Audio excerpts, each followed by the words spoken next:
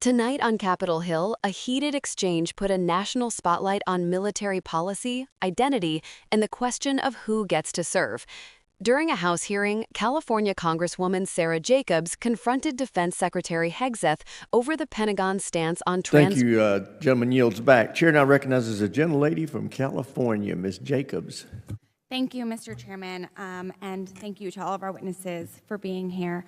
Secretary Hegseth, as you probably know, today is National Women's Veterans Day, and in your confirmation hearing and in subsequent conversations, you've said, and I'm quoting you now, "Women in our military have and continue to make amazing contributions across all aspects of our battlefield, and that women were some of the best soldiers you served with." Do you still stand by those statements? Yes. Great. Thank you. As you probably know, I represent San Diego, the biggest military community in the country, so I meet with countless service members all the time. And with your focus on emphasis and on merit and standards, I wanted to tell you about 3 incredible women in our military. So the first woman is a major responsible for advanced collective warfighting training. Her officer evaluation report rates her as most qualified.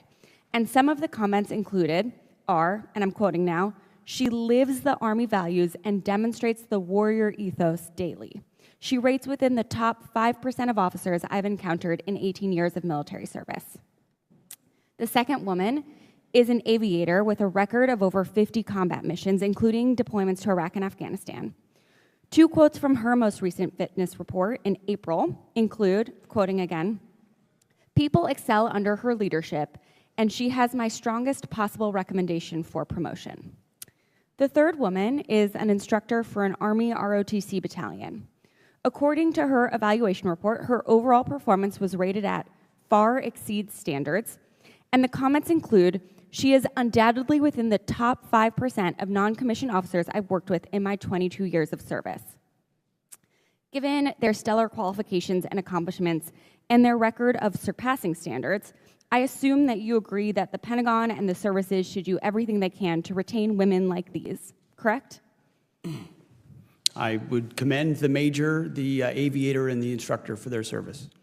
Great. I'm glad you agree, because I also believe we should be recruiting and retaining the very best and brightest in our country to serve in the military. And yet, you are actually kicking out these 3 highly qualified service members solely because of their identity. These are trans women. And you are using the very same arguments that have been used against desegregating the military or allowing women to serve or allowing gay people to serve. And in all those cases, those arguments were wrong. So I think it's clear that this is actually not about standards or, and I'm quoting you again, an equal, unwavering, gender-neutral, merit-based system, because if it were, you would be keeping these women in. Instead, you are the one injecting culture wars into the military, and it's at the detriment of our military readiness and national security. Now, General Kane, I'd like to turn to you. So to be clear, these are men who think they're women.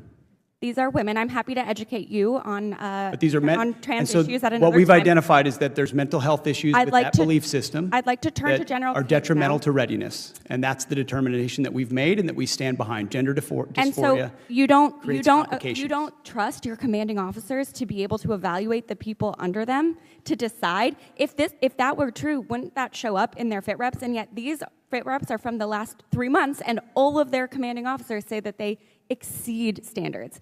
I'm turning to General Kane now. General Kane, I'd like to touch on something you said yesterday before the Senate Appropriations Committee. When asked whether the United States is under a foreign invasion, you said, "At this point in time, I don't see any foreign state-sponsored folks invading."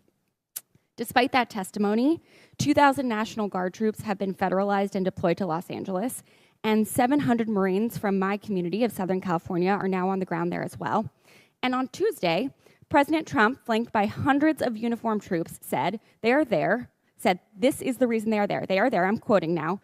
"Generations of Army heroes did not shed their blood on distant shores only to watch our country be destroyed by an invasion." General, have you personally informed the President that according to your own assessment, there is no invasion? Ma'am, first, the definition of an invasion, whether or not that's a policy, that's really a policy decision. And, from a military-only perspective, I stand by what I said yesterday. But my advice to the president in any particular matter from a security standpoint, or for the secretary for that matter, I keep that between them. I understand that, but the highest-ranking military advisor in the country does not believe there's an invasion, and yet the President of the United States is federalizing the National Guard and deploying Gentlelady's active time's duty expired. units in the name of an Gentlelady's invasion. time's service expired. members. And what began as a routine line of questioning quickly unfolded into a defining moment in the debate over merit, readiness, and the future of the all-volunteer force. If you find reporting like this helpful, remember to subscribe for more in-depth analysis. Jacobs opened by reminding the committee and the public that today marks National Women Veterans Day, a moment meant to honor women who have served across generations. She then noted that Hegseth himself has repeatedly praised the contributions of women in uniform, calling them some of the best soldiers he ever served with.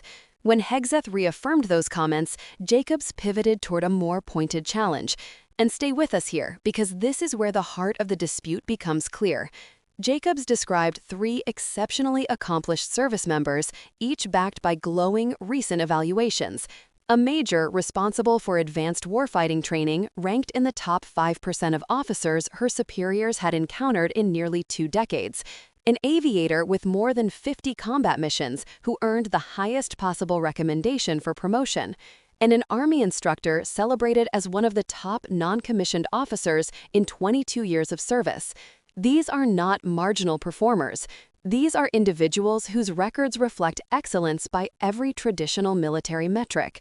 Before we continue, make sure you're subscribed so you don't miss analysis like this that not only reports what happened but also explains why it matters. She argued that the same fears and justifications being used now mirror the rhetoric historically used to oppose racial integration, the inclusion of women, and the acceptance of gay and lesbian troops, all of which were eventually proven misguided. What made the moment so striking was the contrast between the service member's documented performance and the Secretary's assertion that transgender identity constitutes a mental health concern incompatible with military readiness. Jacobs countered by pointing out that if that were true, it would appear in their evaluations, yet the opposite is happening, with recent reviews praising their leadership, competence, and impact. This is a textbook example of a broader tension in defense policy, whether readiness is measured by data and performance or by ideology and assumption. If you value thoughtful breakdowns like this, go ahead and hit subscribe. The hearing intensified when Hegseth characterized the service members as men who believe they are women, prompting Jacobs to attempt to redirect the conversation back to policy rather than identity labels. The exchange underscored a much larger cultural conflict playing out within the military, one that affects recruitment, retention, and the reputation of the armed forces among younger generations. Jacobs then shifted to General Kane, referencing his comments the previous day in which he testified that the United States is not under a foreign state-sponsored invasion. This is significant because thousands of National Guard troops and hundreds of Marines have been deployed domestically, including to Los Angeles, under a presidential justification framed explicitly as a response to an invasion. Jacobs pressed the general directly, asking whether he had informed the president that his own professional assessment contradicts the rationale behind the deployment. This moment reveals a deeper tension between military leadership, political messaging, and the use of active duty forces on U.S. soil. It raises questions about how intelligence assessments translate into policy and whether military leaders feel able to correct or challenge public statements that diverge from the facts. If you're finding this breakdown useful, be sure to subscribe for continuing coverage and context you won't get elsewhere. In the end, the hearing was not simply about one policy or one exchange. It reflected a broader struggle over how the military defines service, who it allows to wear the uniform, and how political leaders use military authority in moments of national controversy. These debates are not abstract. They shape the lives of real service members, the strength of the force, and the trust the public places in its institutions. And as today's hearing shows, those debates are far from settled. If you want more coverage that digs deeper, explains the stakes, and helps you understand how decisions in Washington ripple across the country, make sure you're subscribed.